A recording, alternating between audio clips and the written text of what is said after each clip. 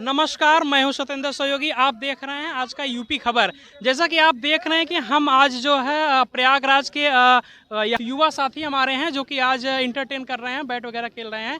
इनसे पूछते हैं कि क्या कुछ 2024 में जो या बेरोजगारी को लेके होगा, मुद्दा क्या होने वाला है, आज इस पे चर्चा करते हैं। आइए भाई साहब, पहले भाई साहब से। सर्वप्रथम आपको मैं बहुत बहुत धन्यवाद देना चाहता हूं जो आज हमारे सबके बीच में आए हैं।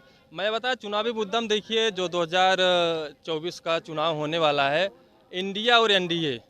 देखिए सबसे बड़ा हम सब तो एक बेरोजगार स्टूडेंट हैं जहाँ जो दसों साल से रह करके तैयारी कर रहे हैं, लेकिन जो हमारी सरकार है कहीं न कहीं ये शिक्षक भर्ती हो चाहे अन्य कोई प्रतियोगी परीक्षा हो उसमें कहीं कहीं विफल रही है। लेकिन तब पर भी सरकार की कुछ योजनाएं सही भी हैं, कुछ अच्छी भी हैं, कुछ उनकी पहल भी बढ़िया है, लेकिन कहीं देखा जाए बेरोजगारी के मामले में सरकार पूर्णतः फेल है। बेरोजगारी बहुत ज्यादा बढ़ गई है। क्योंकि आज हम सब बेरोजगार हैं, पढ़ने में हमारे जितने भी साथी देख रहे हैं सब घूम रहे हैं आज। लेकिन आप बता दूं मैं आपको, जैसे यूपी सरकार की बता दूं, आज 5 साल हो गए हैं बेसिक में भर्ती नहीं आई है। मैं स्वयं टेट सीटेट पास अभ्यर्थी उत्तीर्ण हूँ, लेकिन 5 साल हो गए यूपी सरकार आज तक। तो अभी तो बीएड वालों को बाहर कर दिया गया, इस पे क्या बोलना चाहिए? देखिए जो डीएलएड का कोर्स होता है वो केवल एक से 5 तक के लिए ही होता है। जो बीएड होता है जो अपर के लिए, क्योंकि उसमें देखिए अब अभी जो भर्ती इसके पहले हुई थी सरकार ने कहा था कि हम ब्रिज कोर्स कराएंगे, ठीक। क्योंकि जो बीएड वाले में प्राइमरी वाला सिलेबस जो 1 से 5 वाले बच्चों पढ़ाना वो सिलेबस उसमें रखा नहीं गया है ना, तो इसीलिए माननीय सुप्रीम कोर्ट ने बीएड को प्राइमरी से बाहर कर दिया है। और महंगाई को लेके कुछ बोलना चाहेंगे? महंगाई वगैरह क्या है? मैंने एक हफ्ते पहले दाल खरीदा था 150 रुपए थी, आज पता चला 180 में दाल है। ये महंगाई चल रही है। महंगाई तेल पे क्या कहते हैं कि बाबा रामदेव जी बोलते थे कि 70 में जो है उसके आधे में 35 में हम देंगे, तो उसके बारे में क्या कुछ कहना चाहते हैं आप लोग? आप बताइए। बाबा रामदेव जी का क्या है, उन्हें अभी गरीब जनता से थोड़ी ना पता है कि वो बताएंगे 70 में है 100 में है, ऐसा थोड़ी हो जाता है यहाँ तो आने वाले समय में आप लोग बताएंगे 24 में कुछ? बिल्कुल। अब कोशिश तो यही रहेगी कि अब देखें, महंगाई को लेकर हम लोग बहुत परेशान हैं। हम क्या, जितने भी यहाँ रह रहे हैं इलाहाबाद में, नॉर्मल स्टूडेंट सभी सभी परेशान है महंगाई से। अभी ऐसा कोई यहाँ पे मतलब वही लोग आते हैं जिनके घर से थोड़ा वो मतलब नहीं फैसिलिटी अवेलेबल है कि अभी वहाँ हायर एजुकेशन के लिए अच्छी जगह भेज सकें, तो इलाहाबाद आते हैं। अब इलाहाबाद अगर ऐसी महंगाई रहेगी तो जाहिर सी बात है घर वालों को भी प्रेशर पड़ेगा, स्टूडेंट भी परेशान होगा।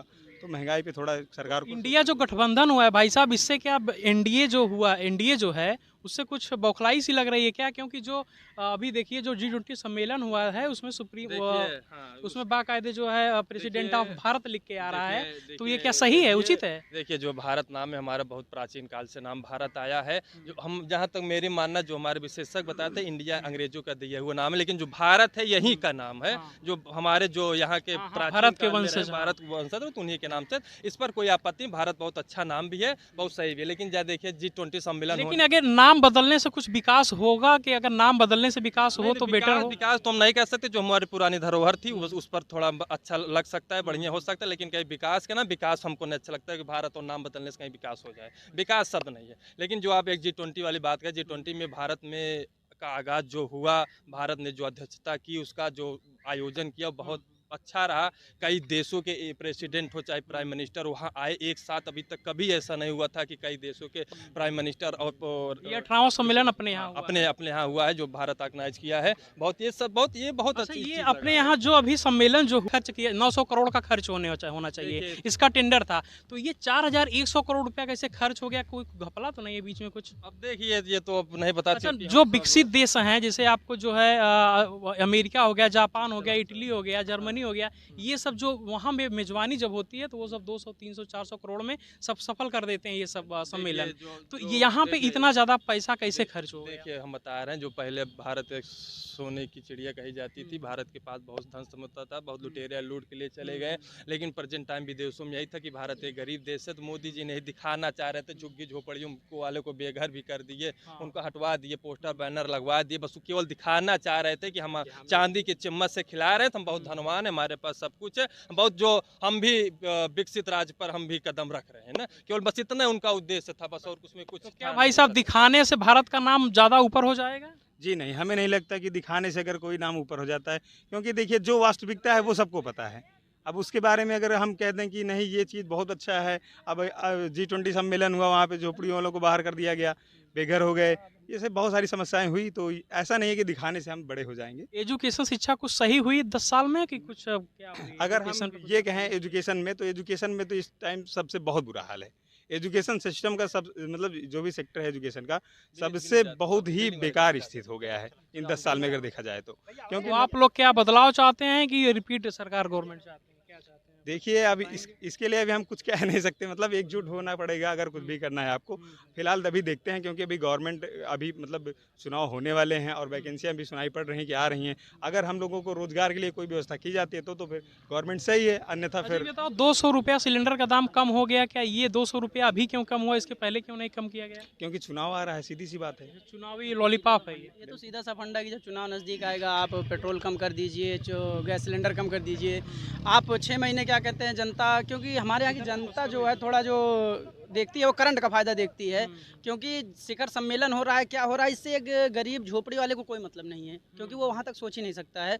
तो अगर 170 रुपये की दाल है, अगर वो खा ही नहीं पाएगा तो शिखर सम्मेलन के बारे में सोचेगा क्या? और रही बात आपने नाम बदलने की बात की, भारत तो 1400 करोड़ उसका खर्च आ रहा है। इलाहाबाद का नाम बदल के प्रयागराज नाम कर दिया गया। क्या अभी इलाहाबाद यूनिवर्सिटी का क्या कहते हैं प्रयागराज हुआ, आज भी इलाहाबाद यूनिवर्सिटी के नाम से जानी जाती है।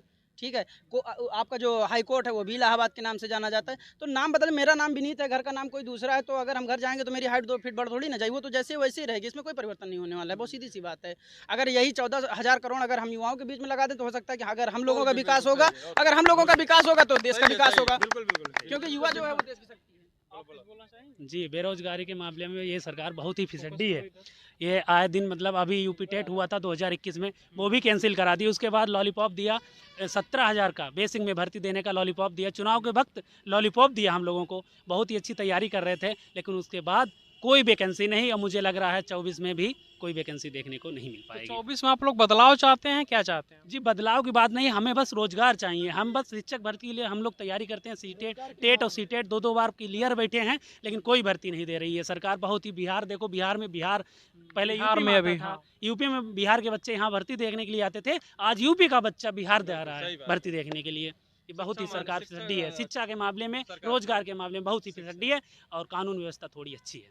इसकी कानून व्यवस्था अच्छी है। भाई साहब आप भी कुछ बोलेंगे? मैं ये चाह रहा हूँ कि शिक्षक भर्ती जल्दी जल्दी लाई जाए, क्योंकि हमारे बेसिक में शिक्षक के पद काफ़ी रिक्त हैं, उससे सरकार भरने की कोशिश करे। और जो बच्चे तैयारी कर रहे हैं वर्षों से, उन्हें उन योग्य मतलब जल्दी से सुपर टेट कराया जाए और उन लोग को मतलब शिक्षक के पद पर तैनात किया जाए, जिससे कि जो हमारे बच्चे प्राथमिक के हैं उनको अच्छी शिक्षा मिल सके। अगर जब तक आपके पास अच्छे शिक्षक नहीं होंगे तब तक आप बच्चों को शिक्षा नहीं दे सकते हैं।